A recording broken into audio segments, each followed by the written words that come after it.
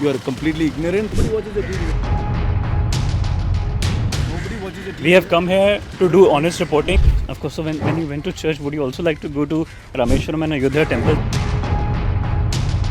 Please don't preach the practice of the faith to me. No, but Don't. That's really, really condescending. You have nothing. The people who come here have no concept of what the faith is. I mean, you are completely ignorant. You are completely ignorant. You are completely ignorant. So let's not be arrogant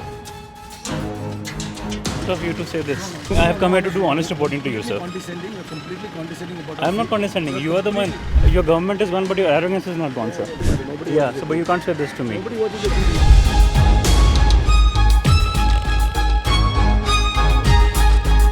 We are joined by none other than Karti Chidambaram, who's contesting from Sivaganga. He just went inside this church, did his prayers and came out and is speaking to us in the middle of the voting which is happening. And of course, he's traveling to different poll booths. How confident do you feel today? I mean, with the fact that, of course, this is one of the crucial times when BJP seems to have made some inroads. You and your father have talked about Annamalai and other candidates. That they are nobodies. But what do you make of AIA, DMK and BJP and CPIM? A couple of them, of course, your constituency and DMK, your partnership, but BJP overall. No, I think your fascination with or obsession with BJP clearly shows your lack of understanding of Tamil Nadu politics. The BJP is a political party which doesn't get Tamil Nadu and neither is it connected to Tamil Nadu. The principal political party here is the DMK and the second political party in Tamil Nadu is the ADMK. But then, having said that, let me be a devil's advocate. In 2021, when BJP made an entry with 4 seats, it definitely made some sort of an entry into... They won on an alliance. They've had MLAs even before. So nothing new. I mean, this is not the first time they're entering the assembly. They have entered the assembly even before in an alliance. I do not know why you're making a big brouhaha about this now. No, I mean, of course not that I'm baking, but because of the rallies which have... I'll tell you something. Sir. I mean, I'm actually amazed at the disproportionate interest the so-called national media has in on somebody who's going to on a political formation which is going to finish third. This is not a running race where we have gold medal, silver medal and bronze medal. Only the winner will go to parliament, the rest two will go home. There is no second prize and third prize here in politics.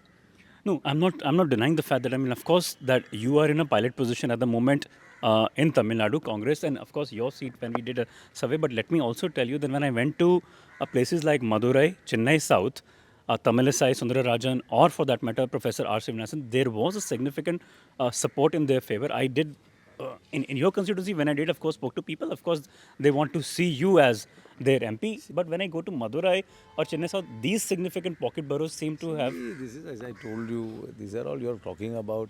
Urban, you would have perhaps talk to upper middle class people who might have some sentiment. That's not the sentiment of Tamil Nadu. Tamil Nadu, the political formations are the DMK formation and the ADMK formation. You are not taking the ADMK seriously because they don't speak English. They don't give in interviews to English media. They are not on social media. So you're not noticing them. But they're really truly a grassroots party. The principal opposition party in Tamil Nadu is the ADMK and the principal political party in Tamil Nadu is the DMK. No, sir. I'm trying to tell you that you're giving disproportionate attention to a formation which is not going to make any gains in this election. Right. Now, sir, I mean, of course, when I look at your campaign, I have often met you and run into you into the parliament as well. In the last 4 or 5 years, there have been accusations which have been leveled on you, whether it is the INX case or the case involving the Chinese visa. Just last month only, ED is saying that you facilitated the visa for Chinese and then took 50 lakh as a bribe for that through your father, who was the then Home Minister. I mean, if you want to listen to the fables of the ED, then you can listen to the fables of anybody else. You know how. I mean, have you read these so-called charges? Have you read the details of those charges? I have only read because I was. No. I'll tell you what. I was posted in Bhatinda at that time in Talwandi Sabo. Then in Talwandi Sabo? Talwandi Sabo is the power plant. What is my connection to that? So they say that the Chinese people were working there in Talwandi Sabo power plant. And who are these Chinese people working there? The officials, Do you have the names of these Chinese people? There are about 16 of them, which ED has mentioned in the charge sheet. Have they? So okay, I should read it. I must read like a Chinese menu when I read it. So No. these are all absurd things, you know. Just because my father is the most vehement and articulate critic of the BJP, they come up with some sort of ridiculous things. But why would they cook up or fabricate in that's these stories? that's the nature of this agency and this government. But ED also operated under your father and you. No, but they were professional then. Now they become completely a hatchet job, a political hatchet job. And then they have also, of course, frozen the assets, including your Kurg property as No, well. they have not frozen anything. 4 properties this No, they have not frozen anything. They've attached the properties. These are all there was a preliminary attachment by the ED itself, which nothing has been confirmed by a higher court. Right. I mean, of course, sir, coming back to Tamil Nadu, you mentioned, of course, the fact that DMK and AIDMK is the principal opposition. No, principal political party and principal opposition party. Of course, AIDMK.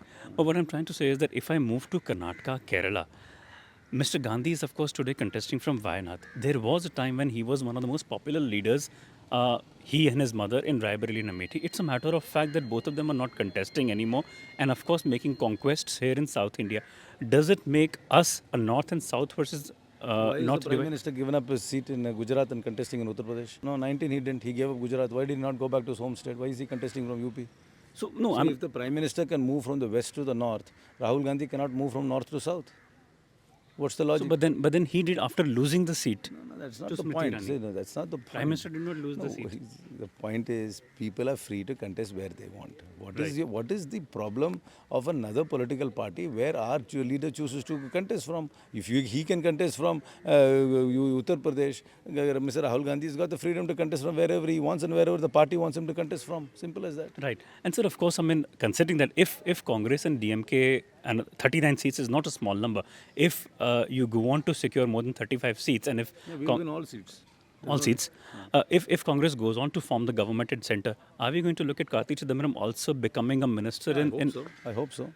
I hope so. If there is a government and they give me an opportunity to serve in the cabinet, I'll be willing to serve in the cabinet and I look forward to serving in the cabinet. So then, of course, the charges on Congress always stand true that they always promote nepotism, that Karti is a son of a former... What is Mr. Piyush Goyal? What is Mr. Dharmendra But his Pradhan? father was not a minister. But what was Mr. Dharmendra Pradhan's father was? Because when their father's lives were there, their party was not relevant. And they were not old. Their party was not relevant in India. No, What about the Mundes? What about the Mahajans? What about Vasundhara Raje's son? Their fathers are no longer in politics, sir. No. What about me?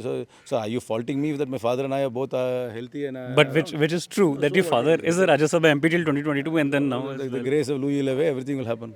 Right. And of course, you have spent last 30 odd days in Sivaganga. I followed... I spent much more than that here. This is my hometown. I am from here. My After the election was announced, what I mean to say is that since I came here twice and attended a couple of your rallies, I saw the support for you here in Sivaganga. But is it that you did a conscious call to not step out of this constituency and also campaign for... I am a candidate here, so I have to focus on my seat. That's my job. My job is to deliver this Because seat. your neighboring constituencies are also very important, such as Kanimori and... I'm a candidate here, so I have to focus on my seat. There's nothing. That's all always I do. I know what I have to do, and I do what I have to do to win this seat.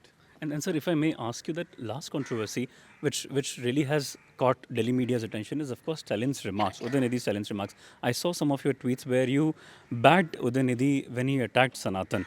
And no, you have to understand one thing. Sir. The Tamil people are more Hindu than anybody else. I am a practicing Hindu. We have more temples here than anywhere else in India. We break more coconuts than anybody else in India. We don't need to be preached by we don't follow the North Indian Sanskritized upper caste vegetarian Hindu. BJP says, let's ask Mr. Chidambaram how many times has he visited to Rameswaram temple or even fought for the building of the roads there near Rameswaram where Lord Ram went, so much that Karunanidhi... What is your point? No, I'm saying that your government only questioned the fact that Lord Ram did not exist and Ram Setu did not. Did not. We've not. But the affidavit was submitted during 2007. Congress government has not.